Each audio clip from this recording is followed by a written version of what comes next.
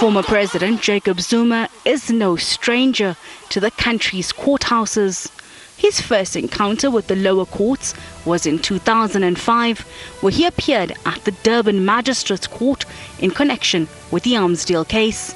The matter went through various courts for 5 years before charges were dropped. We have insufficient direct evidence, that is witness testimony. Our case, insofar as it relates to the Deputy President, relies largely on circumstantial evidence. During that time, Zuma also faced rape charges. He was accused of raping a family friend, Kwezi, at his Johannesburg home. In 2006, he pleaded not guilty and was cleared of all charges.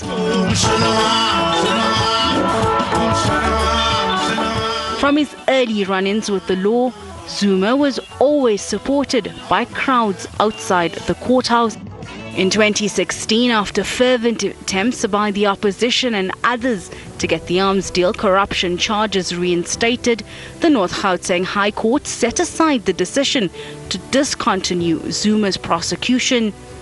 And 2 years later, the National Prosecuting Authority announced that 16 charges were being reinstated against Zuma, involving 783 alleged incidents of racketeering, corruption, money laundering and fraud.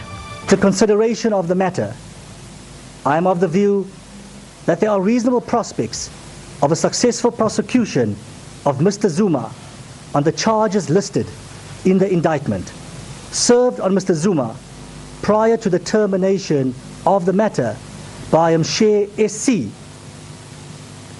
As a result, Mr. Zuma's representations are unsuccessful. Despite a bid for a permanent stay of prosecution, Zuma's corruption case continued.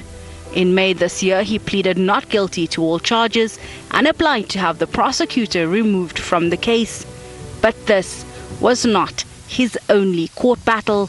In 2016, the Constitutional Court found Zuma had failed to uphold the Constitution and was ordered to pay back the money for upgrades to his Nkandla homestead. This judgment came 2 years after the public protector had found that the president needed to pay for non-security upgrades to his private home. Zuma's current woes with the law began in September 2018 when the State Capture Commission requested his response to testimony. The commission is probing allegations of state capture during Zuma's 9-year presidency. He was scheduled to appear from November 16 to 20th last year.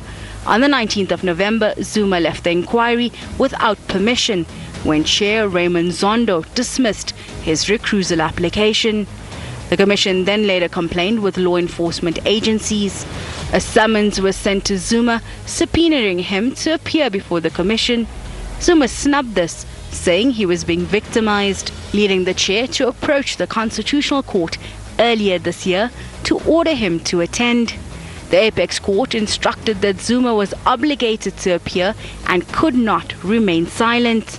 Mr. Jacob Zuma is ordered to obey all summonses and directives lawfully issued by the Judicial Commission of Inquiry into allegations of state capture, corruption, and fraud in the public sector, including organs of state. Zuma once again refused to present himself, claiming he was being victimized. On the 29th of June, Acting Deputy Chief Justice Sisi Kampepe found Zuma guilty of contempt of court and sentenced him to 15 months imprisonment. Zuma then approached the Pietermaritzburg High Court to prevent his arrest.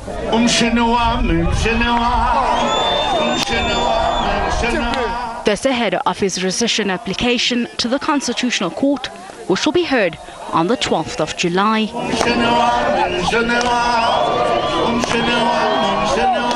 Hasina Gori, SABC News, Johannesburg.